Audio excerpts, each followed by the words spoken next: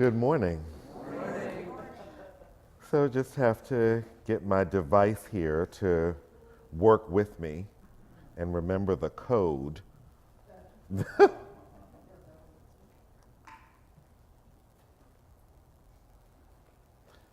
Yeah, that's taken a minute. There we go. That was the problem. There we are. So this is one of those days that there's something kind of special going on in the room. I'm not sure if that's occurring for you as well, that the prayers are very poignant and the meditation, and thank you to the meditation leader for the direction. There's something quite special going on in this particular moment, and I just ask you to be present to it. Don't discount it like you're not experiencing something special. Because sometimes we do that.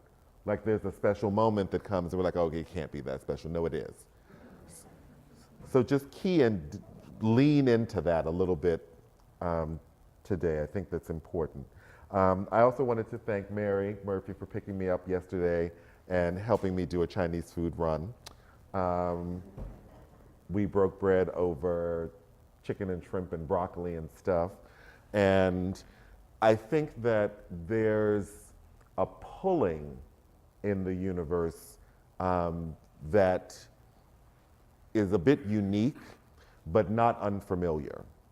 It's unique, I think, to us in that we've not necessarily, although other cultures around the planet have been challenged in ways that pull on them spiritually. And I think that we are in a similar space experiencing what it is when the universe calls you forth in a way that may be unfamiliar. So I think that in this theme of prayer and meditation, that the opportunity that prayer and meditation are important, but similar to the theme that I established for this talk, what are you really praying for? And not just what kind of stuff are you trying to get, or what is the next thing on your my personal fix-it list that you're trying to address, but what really is prayer and meditation for you? What does it allow for? And I think ultimately it allows for grace, and we'll talk about that in a minute. I wanted to share this reading. So I was talking in the beginning before we started, so I'm a graduate, many of you know, of One Spirit Interfaith Seminary, part of the One Spirit Learning Alliance, and we have this daily word that kind of comes through, a daily quote or whatever. I really do recommend it because my answered prayer came during the week when this showed up in my mailbox, when my prayer was, what am I going to say on Sunday? So it says that prayer enables us to transform the world because it transforms us. Prayer enables us to transform the world because it transforms us.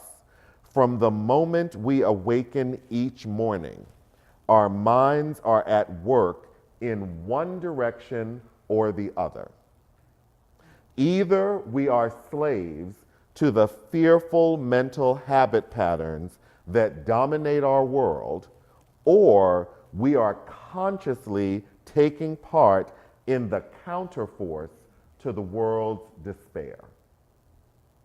That's by Marianne Williamson in Illuminata. And I think that prayer and meditation, we know, are hallmarks throughout spirituality. They are two of the concepts that cut across a variety of belief traditions. And as you know, I like to go to the Gospel according to Merriam-Webster to dig into some of these words and figure out, well, what do they mean in their essence versus how do we use them? So meditation is defined to engage in contemplation or reflection. And then I had to say to myself, do I really know what contemplation is? And so contemplation is concentration on spiritual things as a form of private devotion, a state of mystical awareness of God's being. So if you are engaging in meditation, pretty much you are engaging in concentration on spiritual things that's a part of your private devotion. And devotion meaning your relationship with the divine, with God. And that there is a search for an opportunity to experience a state of mystical awareness of God's being. So that there doesn't have to be a podium, there doesn't have to be a floor, there doesn't have to be a chair, there doesn't have to be a building, there doesn't have to be a book. There is this mystical presence of God's being, this force that keeps the universe from spinning into oblivion. That's the opportunity of meditation. Prayer is defined as an address, as a petition to God or a God in word or thought, said in a prayer for the success of the voyage. That's the first definition of prayer in Merriam-Webster. The second part of that first definition is an earnest request or wish. And I looked at the origin of the word prayer, which comes from the Latin, is the feminine of precarious, obtained by entreaty. So the fundamental nature of prayer is a request. It's a asking for something. But it doesn't say what that something is. And the most popular or the most available definition in Merriam-Webster has to do with praying that you don't sink in the middle of the sea. Probably not the prayer you have on a daily basis. Maybe a little bit different. And I titled this talk, The Myth of Grace, because I believe that as we engage in prayer and meditation, as we're seeking after this mystical aspect of God, as we are making our earnest petitions, our earnest requests to the divine, that there is this moment of grace. Because ultimately, one of the things that we still tarry with is, why did her prayer get answered and mine has been unanswered? What's so special about her and her circumstance? And why didn't I get what I wanted? And if you will, our spirituality then gets reduced to a first grade evaluation, 6 years old, of why is hers better or bigger than mine. And there's more opportunity to experience the grace of God, but it has everything to do with how we're looking at the opportunity of prayer and meditation. And the first myth that I would talk about is that we pray and meditate to get closer to God. I say that that's a myth because more times than not, we're praying and meditating to get stuff or to get something. That our prayers and meditations are an attempt to maybe make sense of the world that we're in at the moment. It may be an attempt to strengthen ourselves in some way, to live and to be in the world. But that's qualitatively different than starting the process of prayer and meditation from just the pure seeking of being with God. Because you see, you can have your laundry list of things that you want and need and kind of bypass being with God to get that stuff. God becomes kind of like customer service. Like 188, give me. That's what it kind of could devolve into. Because we sometimes skip the step of actually having our intention of prayer and meditation solely be to be with God. And part of that is because we don't really know, or maybe have experienced it and dismissed, what happens when you are in the presence fully of the divine. Because I'm sure we all have had a moment in our lives where you know beyond a shadow of a doubt that that moment was you and higher power, source, divinity, God, however you relate to it, you know that it was just you and that force. And it is almost beyond words what that was like. But to try and add a word to it, I'm going to suggest that when we become mystically aware of the presence of God's being, we also become aware of the presence of our own mystical being. We break the limitations in that moment of our own humanity, and then everything becomes possible.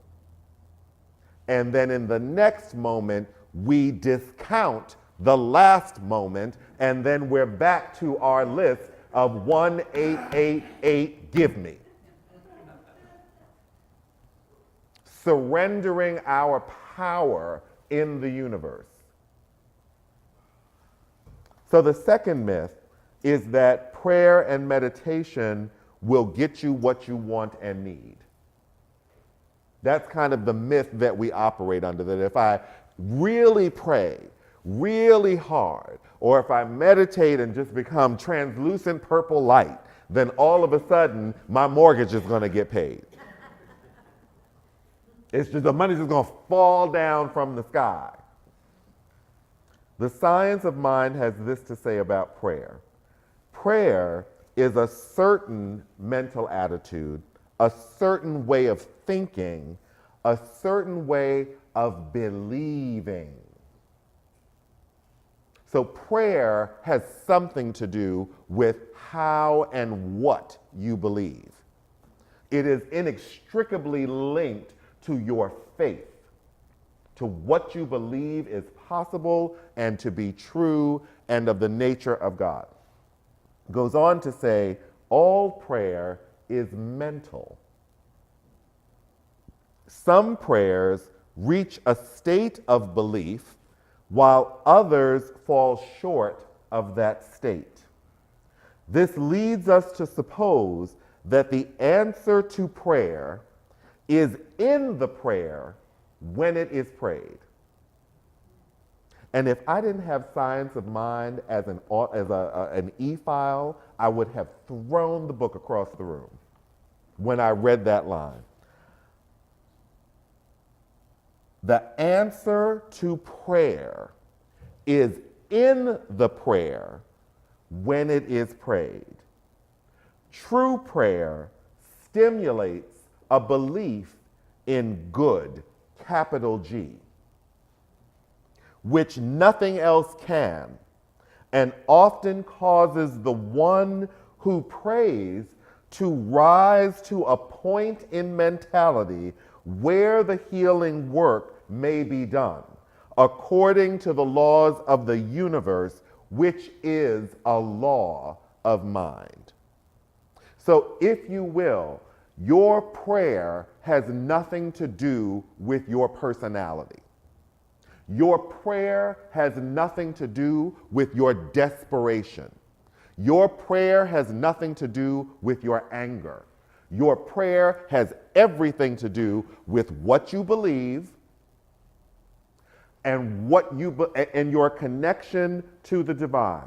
Because when those two things collide, then you become awake and enlivened and empowered in a way that you were not the moment before. And so whatever the prayer is, when you are connected to the divine, is answered because you prayed it, because you asked for it earnestly. It is your wish, and not because you're crying, and not because you're upset, and not because you don't have what you want, but because you sought out the divine and believed that this is the only way in this moment, that this is going to make sense to me, that I must remember that I am the divine, that that which is greater than me is in me, that we are connected, that there is no separation. I've lifted the veil. Whatever the circumstance is, I can see through it if I'm looking at it through the mystical awareness of the being of God rather than through my own limitation. That's what becomes possible. As opposed to, how am I going to get my car fixed? Lord, help me get my car fixed. Nothing wrong with getting your car fixed, but when your car is fixed, what are you going to do? Just continue to drive around in the smallness of your life, telling God you don't want to be the one to go and do. It doesn't mean that your car is not going to get fixed because of that, because your prayer is insincere. It's just that you are not allowing prayer to raise you to a higher level, a higher resonance, so that you can deal with matters of spirit that need to be dealt with spiritually. And that takes me to my last myth, which is that prayer and meditation are satisfactory ends. So, you may be like me. So when generally, and this is not every day, 6 days out of 7, 5 days out of 7, I can be counted to roll out of the bed to the floor and pray before I do anything else. I go to my singing bowl and I hit the chime to just kind of move the energy around my bedroom and then kind of get busy with the rest of my day. And I've done my obligation. But getting up a half an hour early to sit in contemplation with the divine, to just seek the divine, because I don't need anything. Everything has been provided. I have everything that I need, and if I don't have it right now, it will be provided. So what do I have to really ask about? All that I really need is to spend time with the divine and heighten my own awareness of my mystical underpinnings. That's really all I have to do. But I do my obligation. And then there's just this missing that happens almost every day when I start interacting either with my own limited thoughts of myself or the moment I step outside my door and start dealing with other human beings. And then I start praying for them, that they would somehow be better or different or aware or not as self-obsessed, never minding that I'm not being present or aware, completely self-obsessed, that my prayer is to make them be different so they won't annoy me.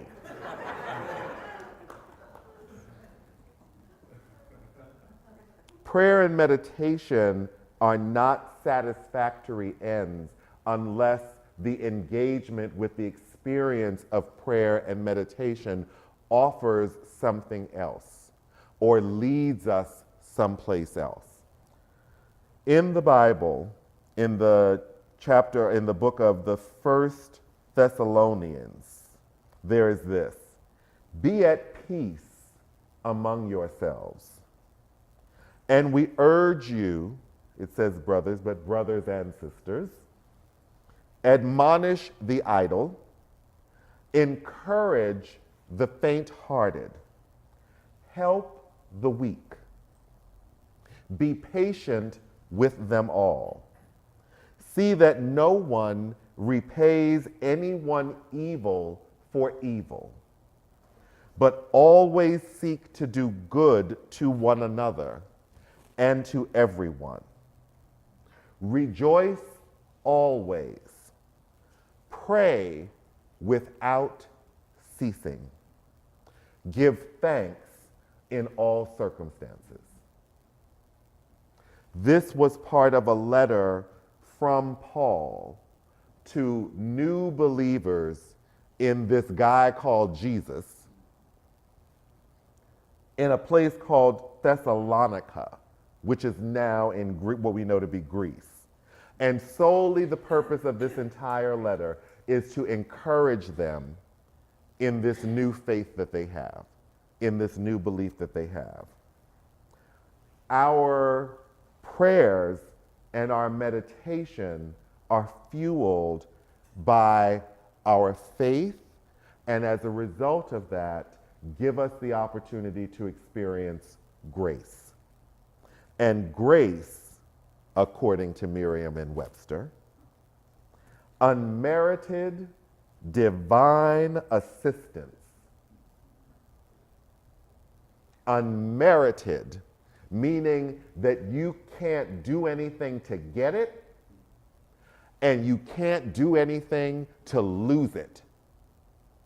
That grace is unmerited divine assistance given humans for their regeneration or sanctification, a virtue coming from God, a state of sanctification enjoyed through divine assistance.